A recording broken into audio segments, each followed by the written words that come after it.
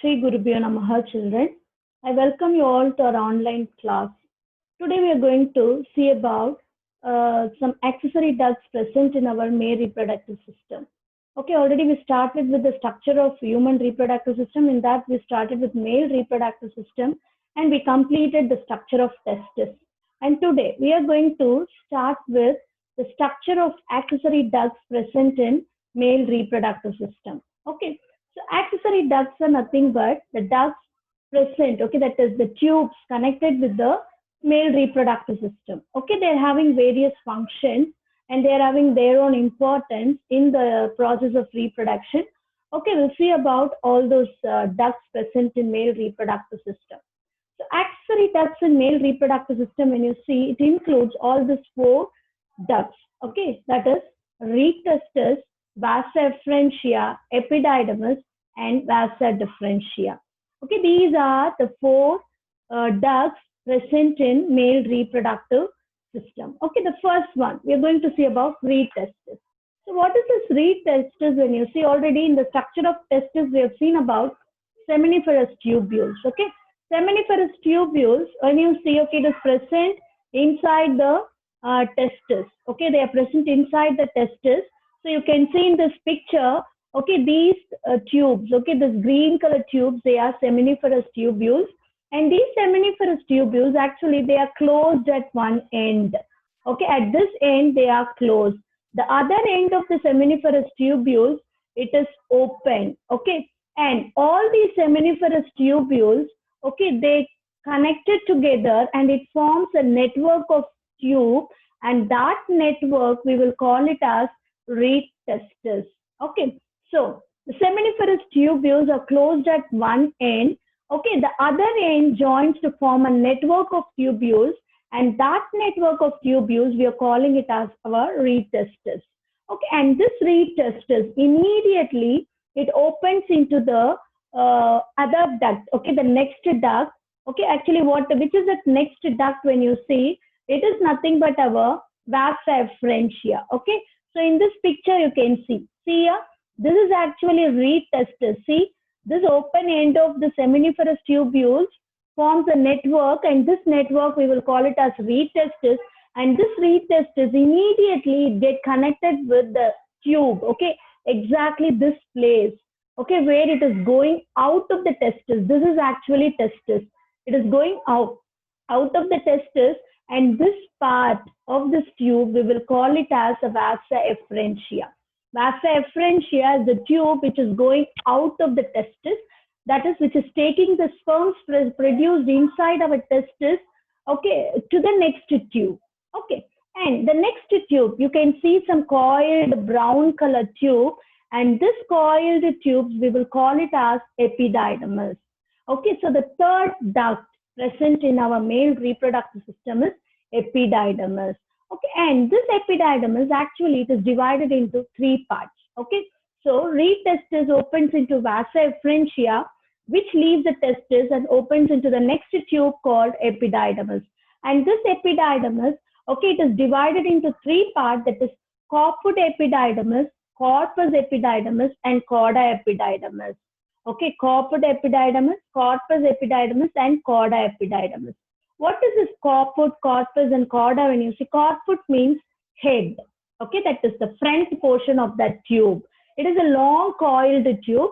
The front portion of the tube we will call it as the end of the tube. We are calling it as caput epididymis, and the body of the tube we are calling it as a corpus epididymis, and the tail portion is called as cauda epididymis. Okay, I'll show you the picture of the tube. See, in this picture it is very clearly given. See, this is caput epididymis.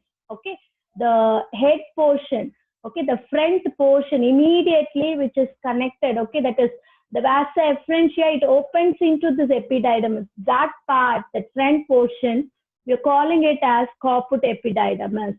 Then this middle portion, it is called corpus epididymis, and the tail portion of this epididymis, it is called cauda epididymis. So this is about the three parts. Okay, this epididymis is divided into these three parts. Okay, so third duct is over. Okay, then the next duct, when you see, it is our vasa deferentia. That is, simply we used to call it as vas deferens or sperm duct. Okay, so this epididymis leads to the next duct called vas deferens. Okay, and this vas deferens, when you see, okay, it ascends. Okay, when it is coming out, immediately it ascends. It is going up to the abdominal cavity. Already in our last video, we have seen that the testes are located outside the abdominal cavity to provide some lower temperature than our body temperature, which is helping in the production of sperms. Okay, so all these ducts are present along with the testes, that is outside the abdominal cavity. Okay, so this vas deferens, it is, okay, once this epididymis opens into this vas deferens, the vas deferens ascends to the abdominal cavity in the sense it is going up to the abdominal cavity. Wait, I'll show you. Okay, it is going up to the abdominal cavity. See, this is testis, epididymis, and this part is called vas deferens. And this vas deferens going up to the abdominal cavity, and when it is entering our abdominal cavity, it loops over. This brown color structure is a urinary bladder. It loops over this urinary bladder, and on the way, it receives a duct from a gland called seminal vesicle. Okay, we'll see about accessory glands, okay, after completing this duct. So this is one of the gland present in male reproductive system, which is called seminal vesicle, which is secreting some fluid. Okay, so this seminal vesicle is, okay, its duct is coming here. So once it loops over that urinary bladder, okay, this tube get connected with this duct from seminal vesicle. Okay, in this slide it will be very clear. See here, this is vas deferens, which loops over urinary bladder. On the way, okay, it opens into the duct which is coming from the seminal vesicle. And these two things together, that is that vas deferens and the seminal vesicles together, it forms a duct called ejaculatory duct, which is responsible for the ejaculation of semen at the time of coitus. Okay, so it forms, okay, that the vas deferens opens into the seminal vesicle, which is forming the duct called ejaculatory duct, and this ejaculatory duct, okay, passes through the next gland, which is called as prostate gland. Okay, so this gland is called prostate gland, and it passes through this prostate gland, and it continues as the urethra. Okay, see here.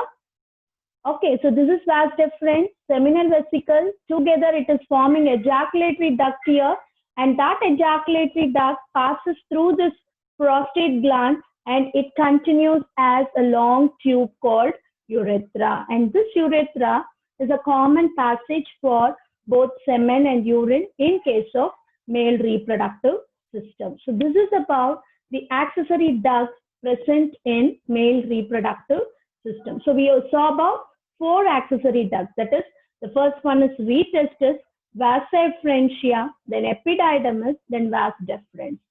Okay, and the next one, okay, this is penis. Penis actually it comes under external genitalia. Okay, in the last video I showed you the classification of internal genitalia and external genitalia. Okay, whatever things we have seen about the testes, accessory ducts and all, they come under what is it, internal genitalia. And here this penis and scrotum. Scrotum is nothing but the muscular sac within which the testes are present.